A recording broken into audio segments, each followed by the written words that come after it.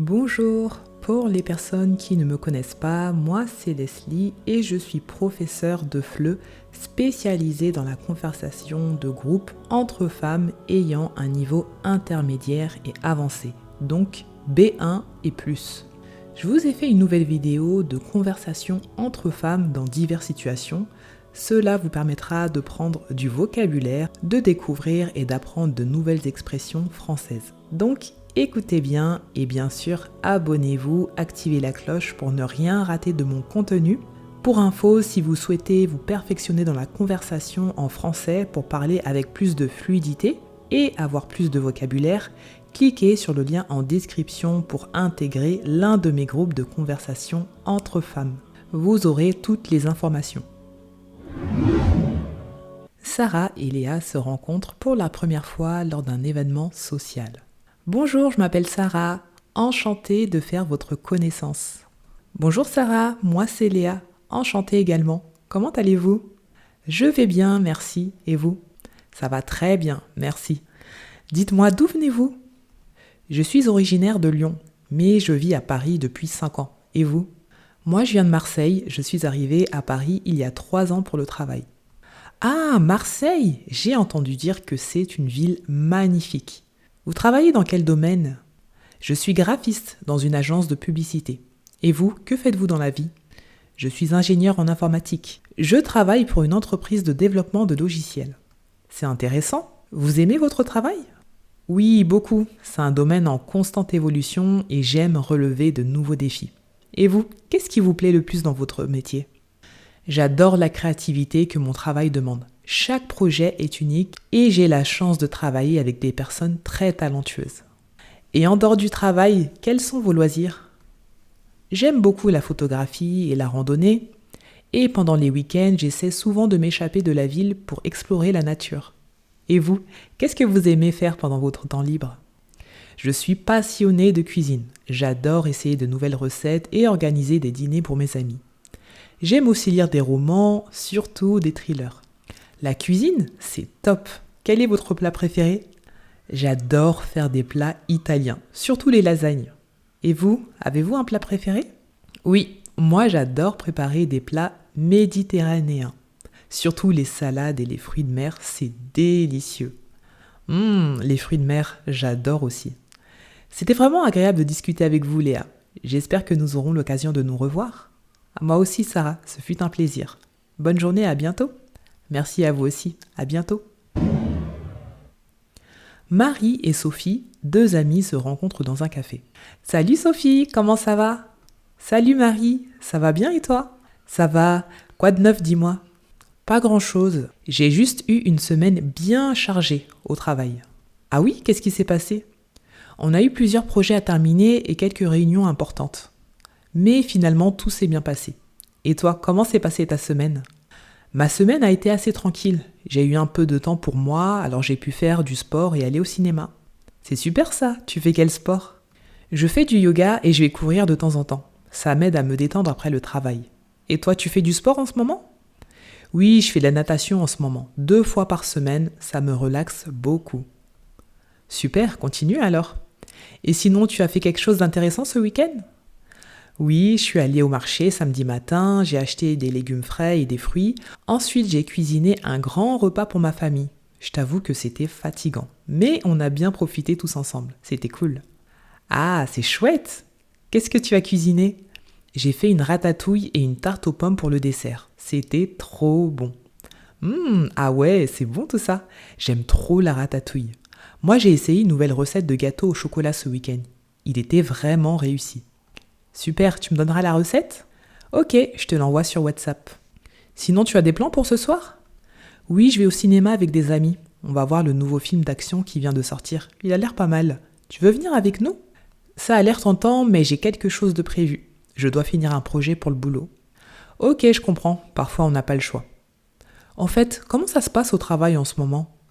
Ça va, on est en train de préparer un grand événement pour la fin du mois. Donc c'est un peu stressant, mais intéressant. Et toi, comment ça se passe avec tes collègues ? Ça se passe bien, j'ai de bons collègues, on s'entend bien et on travaille bien ensemble. C'est agréable d'avoir une bonne ambiance au travail, c'est rare. Oui, c'est important. Avoir de bons collègues peut vraiment faire la différence. Ah oui, clairement. Bon, ma belle, il faut que j'y aille. J'ai rendez-vous chez le coiffeur dans 1 heure. D'accord. Bon courage pour ton projet. On se voit bientôt? Oui, très vite. À bientôt, Sophie. À bientôt, Marie. Sophie et Clara parlent de leurs futures vacances à Marrakech. Salut Clara, comment ça va? Salut Sophie, ça va bien et toi? Ça va, j'ai hâte de parler de notre voyage à Marrakech. Moi aussi, j'ai tellement hâte d'y aller. Par où commencer? Eh bien, d'abord, il faut décider des dates. Quand penses-tu que ce serait le meilleur moment pour partir?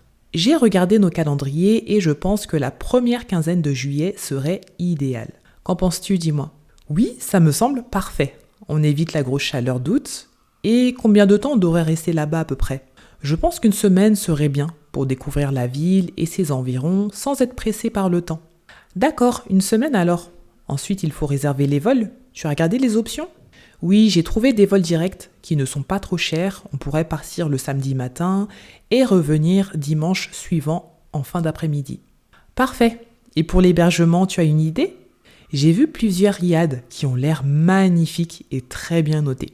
Il y en a un en particulier au cœur de la Médina, avec une piscine et une terrasse panoramique. Ça te tente? Ah ouais, ça a l'air top. Je pense que ce serait parfait pour nous et les enfants. D'ailleurs, en parlant des enfants, tu as regardé de ton côté des activités familiales disponibles? Oui, j'ai trouvé plusieurs choses intéressantes. Il y a des excursions dans le désert en dromadaire, des visites de jardins magnifiques comme le jardin Marjorelle et bien sûr des balades dans les souks. Ça a l'air super tout ça.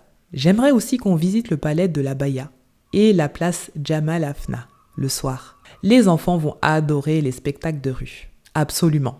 Et pour la nourriture, il y a tellement de spécialités à goûter. Et j'ai entendu parler d'un restaurant qui propose des cours de cuisine marocaine. On pourrait apprendre à faire du tagine. Oh, super idée! Les enfants adoraient ça. Et nous aussi. On pourrait ramener quelques recettes à la maison pour les reproduire. Parfait. Alors on résume. On part la première quinzaine de juillet, on reste une semaine, on réserve les vols directs et on prend ce riad dans la Médina. On prévoit des activités comme des excursions, des visites de jardin et des cours de cuisine. Est-ce que j'oublie quelque chose? Non, ça me semble complet. Peut-être juste vérifier si on a besoin de vaccins ou de visas? Bonne idée, je vérifierai ça et je t'enverrai les informations. En attendant, je vais commencer à réserver les vols et le riad. Super, merci Clara. Je vais m'occuper des activités et des réservations pour les excursions. Ça va être des vacances inoubliables. Ah oui, on est d'accord.